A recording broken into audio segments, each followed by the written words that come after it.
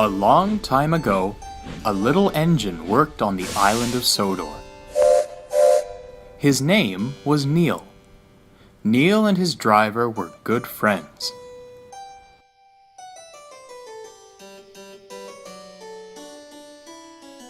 We've made great time today, old boy, just as always. Just as always, indeed. But I'm afraid I've got bad news. The men in charge of the railway just don't want old-fashioned engines like you anymore. They want modern engines. What's wrong with me?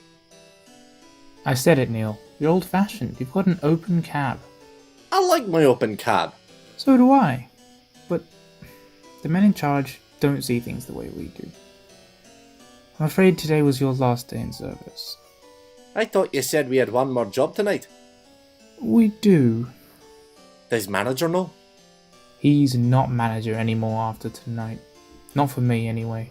We're just taking some supplies to a friend of mine. If it's our last job together, so be it.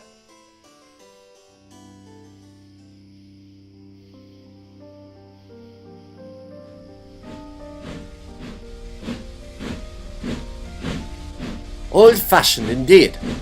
Fashion is flitting. I'm not happy about this either, Neil. But I'm happy we've had so long together.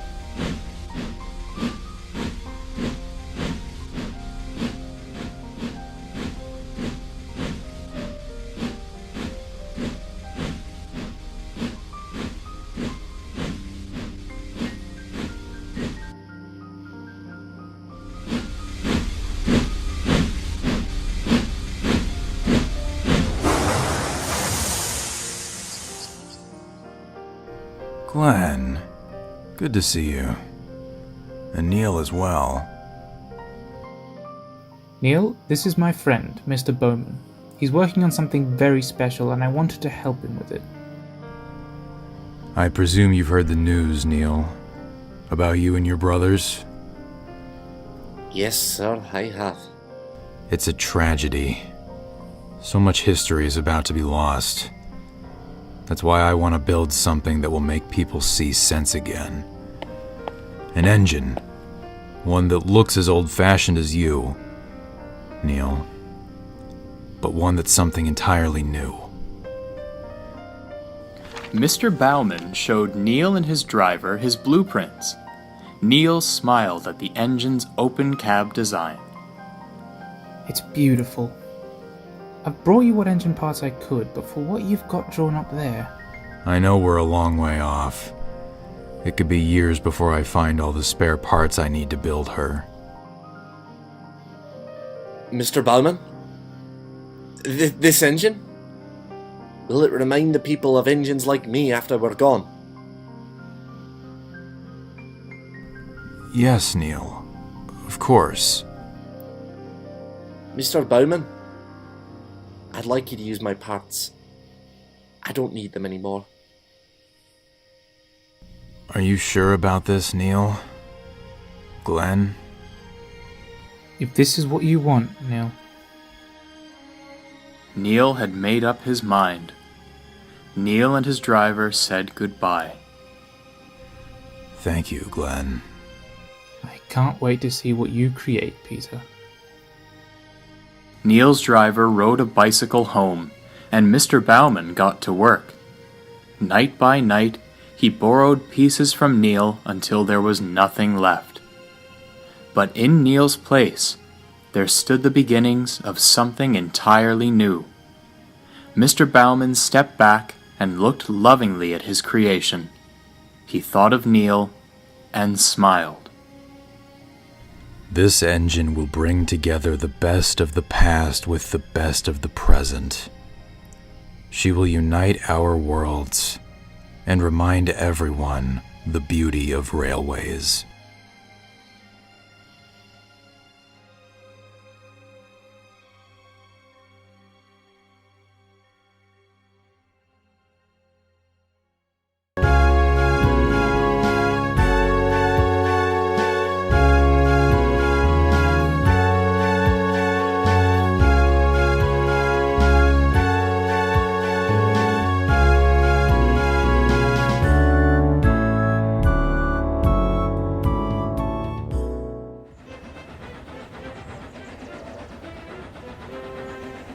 told Ben the tank engine twins had been sent to retrieve a piece of equipment from Boulder Quarry.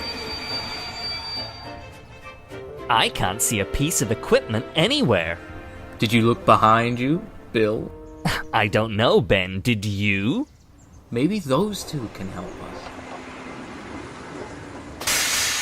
Hey! What are you engines doing here? Yeah, this area's newly off limits. Yeah!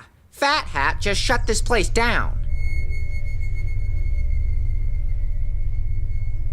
We're here to pick up a piece of equipment. Oh! You must be looking for that thing. I thought they were throwing it out. That must be it.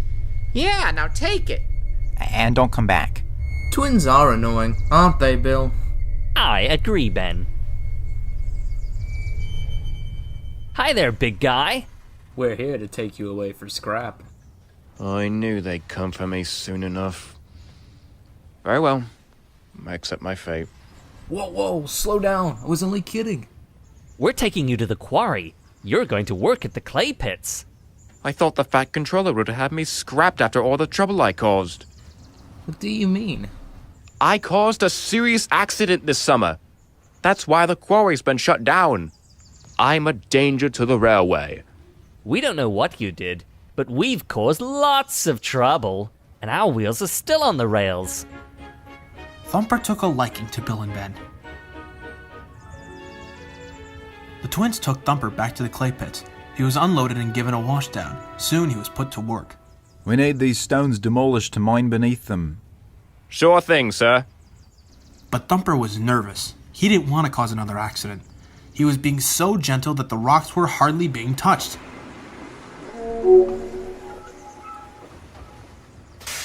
So that's the Thumper Edwards told me about. He's nice, but he's been here all afternoon and got nothing done. Boko gave a knowing smile. We were all new once. I've brought some old fuel tankers from the quarry. They're to be cut up, but for now, they'll stay here. Whatever happened to the scrap yards? Why is everything going to the clay pits all of a sudden? Thumper overheard and became even more hesitant to make an error. Not sure.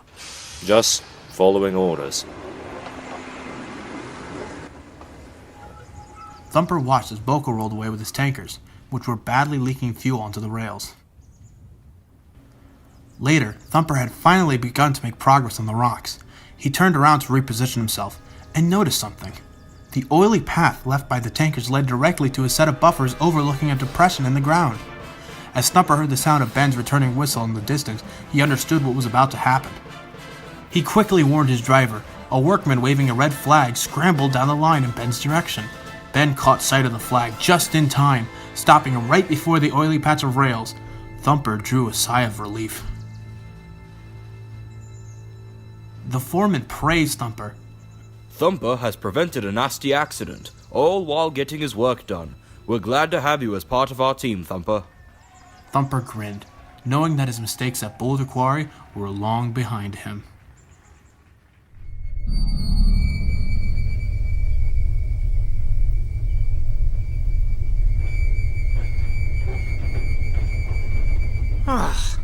Do we really need to clean all this up? Boss doesn't like messes, Splatter. Excuse me? Have you seen the smelter's yard, Dodge? He's got enough mess planned for this place already. So clean it up.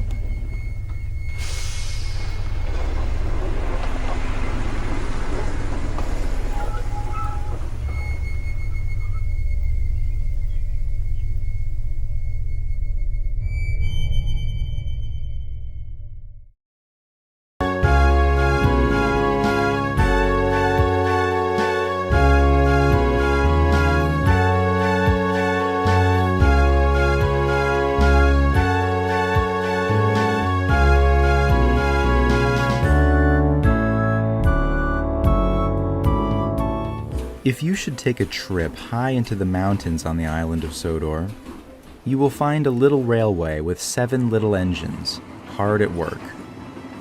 The railway is called the Cul de Fel, named after the mountain it climbs.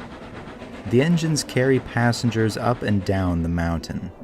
They do their work very carefully.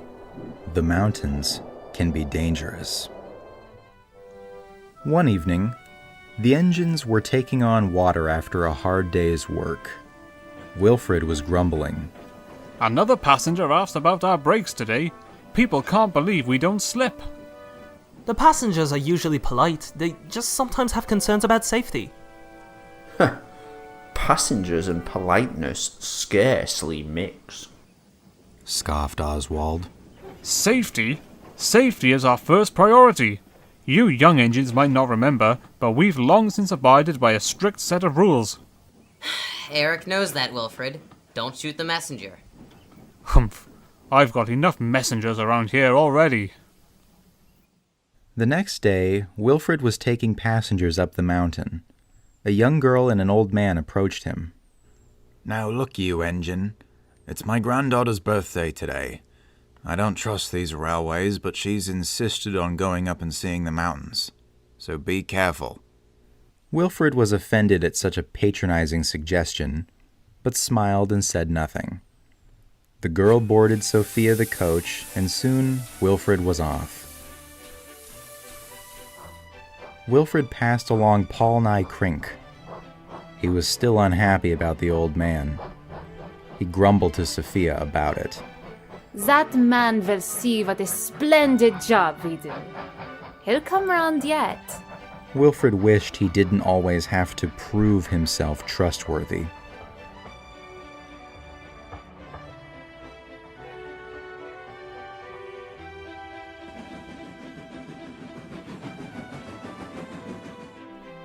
At last, they arrived at the summit. The passengers got off, including the girl. See, Wilfred, nothing's the matter. You're all fussed over nothing. Let's get you a drink and be sure to wish that girl a happy birthday. Wilfred was calmed down after taking on water. He was just beginning to doze off when there was a commotion. A young girl has collapsed while hiking. Call for help. Oh no. Wilfred forgot all about the girl's vulgar grandfather. Now he was only worried about her. We called for Harold the helicopter, but they said he can't reach the summit. We'll need to send for a rescue team. In an instant, the call was placed, and a rescue team was on its way up the mountainside.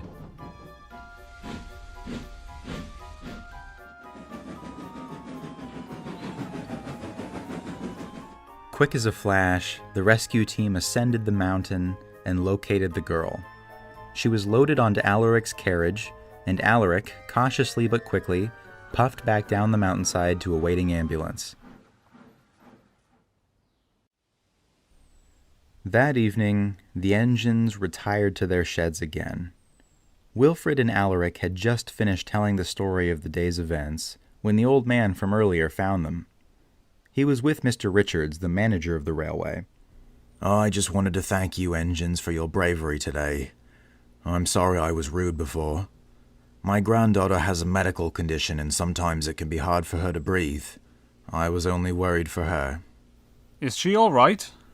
Oh yes, she's fine now. She told me the mountains were very beautiful. Come up and see them sometime. I'm not too sure about that. It seems like you engines are the safest thing about them. The engines couldn't agree if what the old man had said was really a compliment, but, as always, they simply smiled and looked to the mountains on the horizon.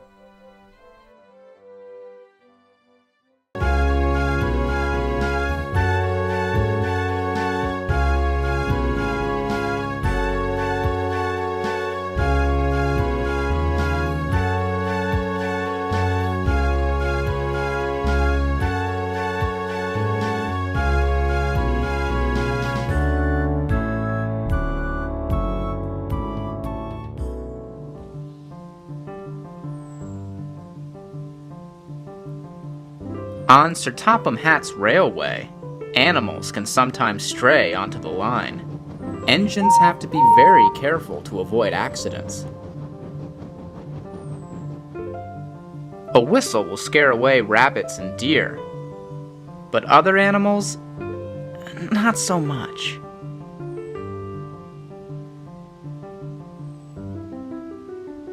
One day, A group of turtles emerged out of the forest near Thomas's branch line, headed to a nearby pond.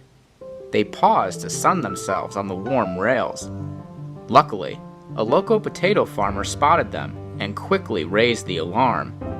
Thomas's train was halted at Maithwaite as the farmers worked to move the turtles to safety.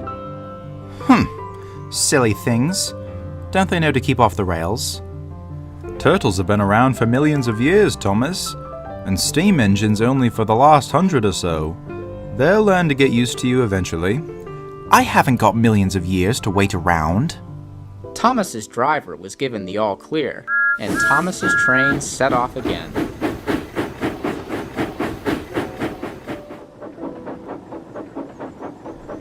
There's got to be a way for those turtles to cross over the tracks without getting in my way. Thomas went into a tunnel and had an idea by the time he came out the other side. He decided to tell Sir Topham Hatt at once.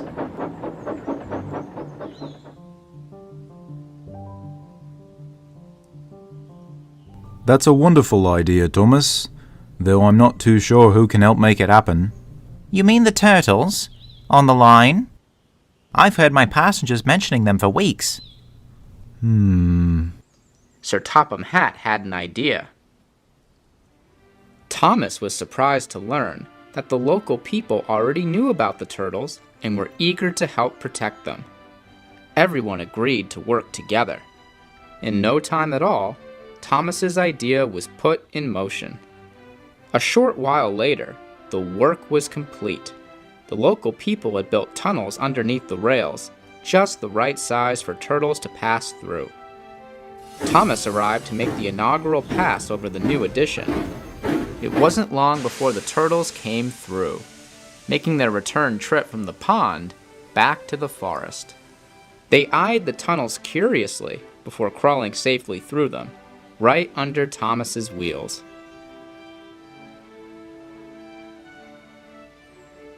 Thanks to everyone's help and hard work, the turtles can now carry on just as they always have, but it wouldn't have been possible without Thomas. Without Thomas, the turtles would probably be dead. Oh, they'd definitely be dead, Rodney.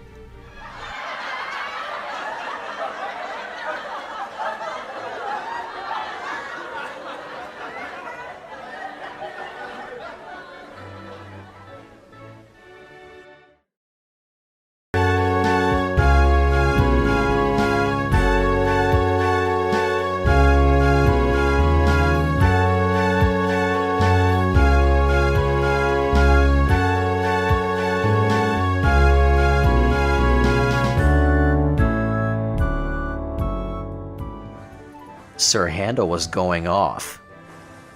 It's true. Driver told me. Peter Sam was just arriving. What's true? Sir Handel's telling a story from the Mid-Sodor Railway. I work there too. What's he know that I don't? He doesn't know anything, Stuart. Just a lot of driver's chatter. Nonsense, Grandpuff. I'll tell my story. A long time ago, an engine called Proteus worked on an old railway in the hills. His lamp was so bright, it could be seen from far, far away. He promised that if anyone found the lamp, their wishes would come true. Duke sighed with relief. Sir Handel's story was completely made up, but the other engines believed it anyway. How can someone find this lamp? Duke had a cheeky idea. I know how to find the lamp. The old workmen say, first you feel a rush of wind whenever the lamp is near. Then you hear a strange creaking sound. And finally, you see it flicker on and off and on. Peter Sam was enchanted. I'll find the lamp and bring it back to the sheds with me. Peter Sam took on water and headed off with the night train to the slate mines. Peter Sam told Cora, the guard's van, all about the magic lamp. Don't let old stories distract you from your work. It's not just a story, Cora. Grandpav confirmed it. Cora rolled her eyes. It wasn't long before Peter Sam felt a rush of wind. He came to a stop. Peter Sam, you can't just stop on the line whenever you please. Oh, no one's around. Listen.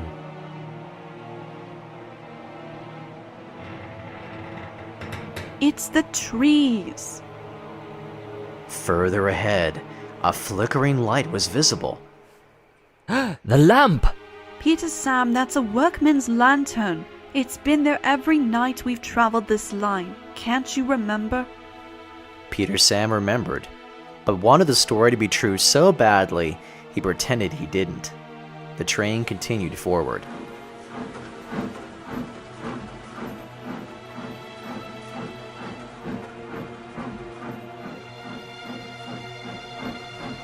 Shortly, the wind increased again. Peter Sam once again convinced his driver to apply the brakes.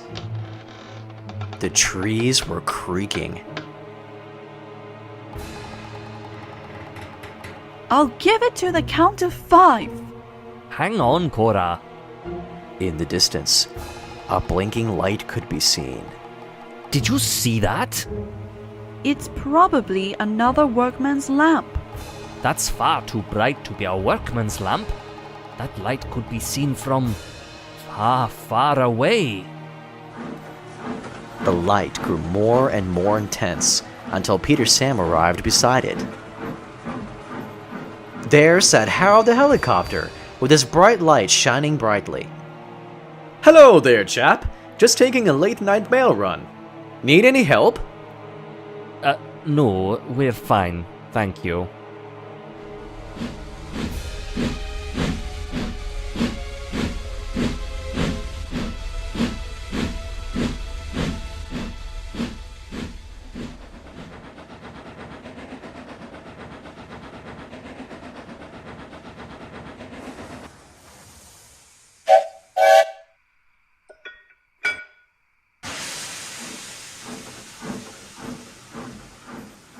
Peter Sam was disappointed not to find the magic lamp.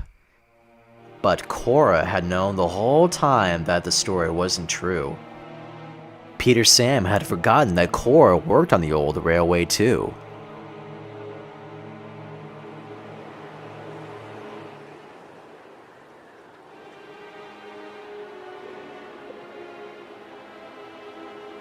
Good night, Cora. Be careful, Proteus. The rails can be icy. Oh, don't worry, Cora. I've got my lamp.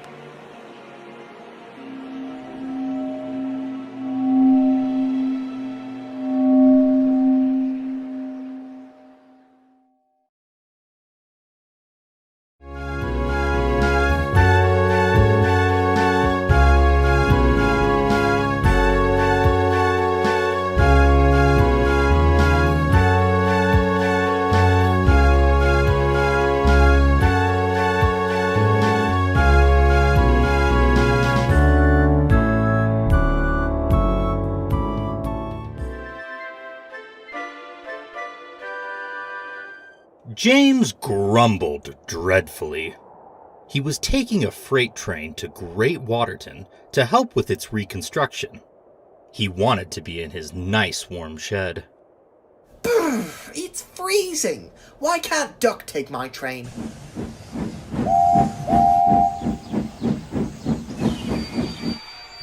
I've got my own work to do. This is an important train, James. Great Waterton needs to be finished in time for Sodor Day. But it's a blizzard out here. There is, and that's why you need to be careful, James. The signals might be frozen, but if you run into trouble, the trucks know the way. James rolled his eyes. He had no such intention. He took to his train. Scruffy and Hector were both a part of it. If you need any advice, James, I'm happy to help. Oh yeah, I'm sure.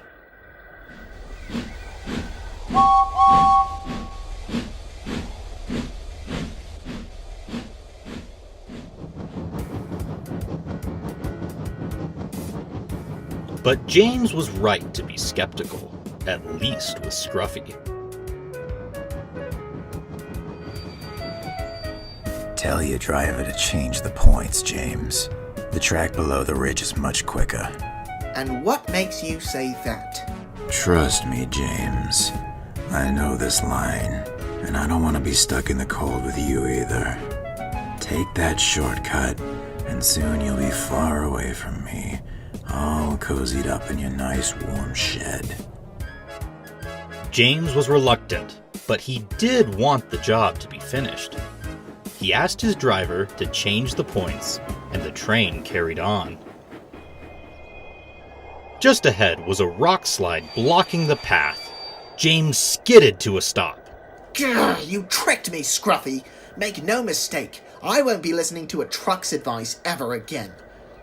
I'm sorry, James. There is a shortcut, but it's further ahead. But now James was too cross to listen. He reversed back to the main line and continued as planned.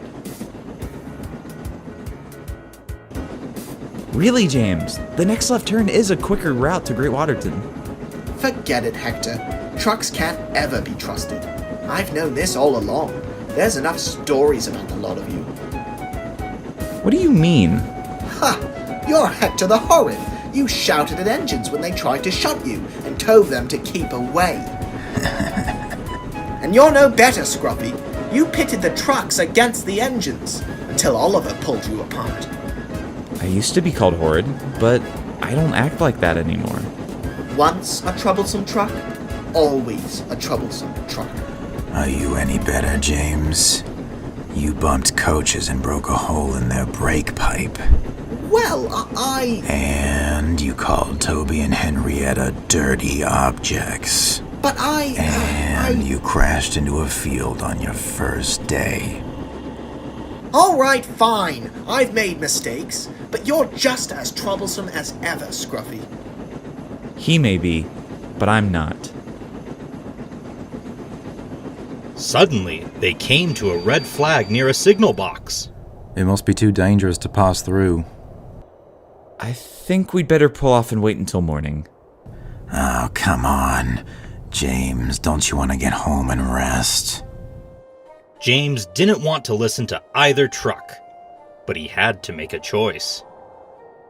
Just drop us off at Great Waterton and you'll be asleep in your shed before you hit the back buffers. James sighed. He had made his decision. He pulled the train into a siding. James's crew took shelter in the signal box, and James's train waited until sunrise to continue the journey. Sure enough, the consist arrived at Great Waterton safely.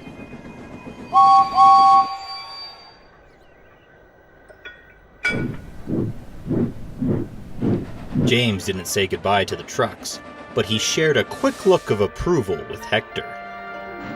James still doesn't trust most trucks, but now he forgives those that deserve it.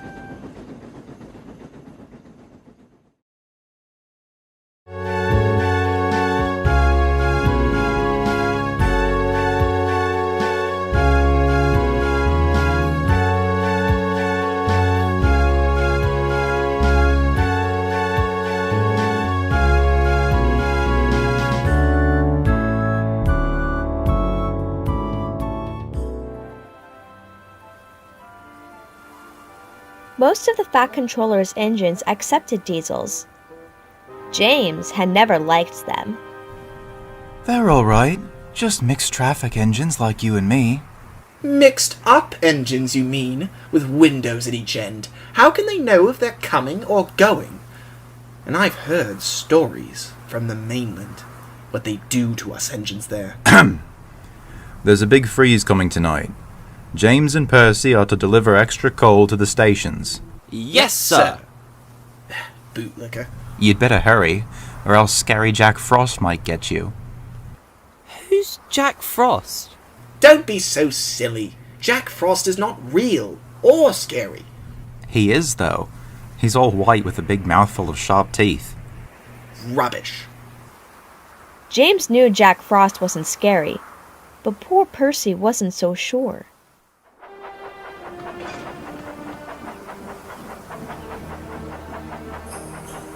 Jack Frost is not scary. Jack Frost is not scary. Jack Frost is not scary. Ah!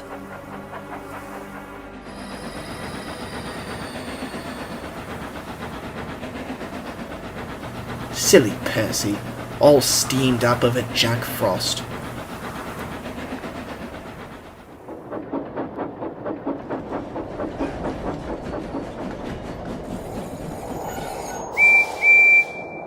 Percy arrived with his last delivery. The station master was very pleased to see him.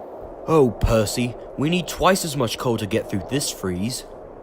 Oh, don't worry. This is my last stop. You can have mine.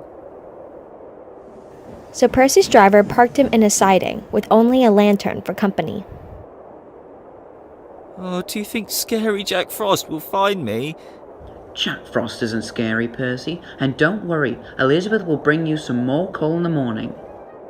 And then his driver and fireman went home to bed. Late at night, the icy wind howled. It started to snow. Soon Percy's face was so cold, an icicle hung from his nose. Oh, bother. At last, James was on his way back to the sheds. In the fog, he saw shadows and strange and scary shapes. Scary Jack Frost. Pah!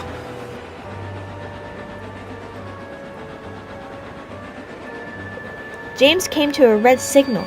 He screeched to a halt and waited. The signal stayed red. There is no Jack Frost. Jack Frost is not scary. There is no Jack Frost. Jack Frost is not scary. Suddenly, James's lamp burned out. There is no Jack Frost. Jack Frost is not scary. There is no Jack Frost. Jack Frost is not scary. There is no Jack Frost!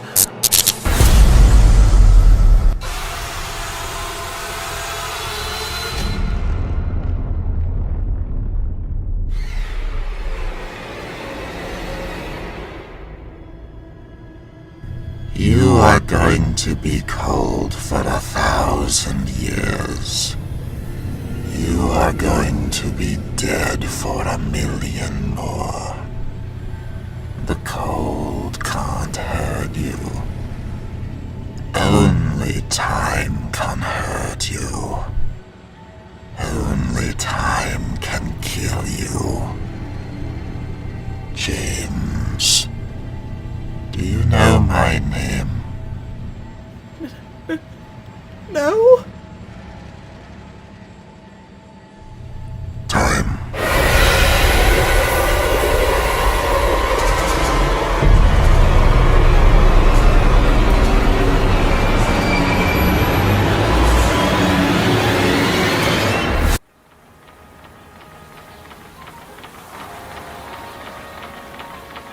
Oh, my dear. It looks like Jack Frost really got to you. When Percy arrived at the sheds, James was bragging to the other engines. I saw scary Jack Frost last night. He even knows my name. Nonsense. Driver says Jack Frost is just Frost. He's not scary at all. You're right there, Percy. The only truly scary thing is time. All the engines whistled, including James. Percy was confused, but his whistle was the loudest of all.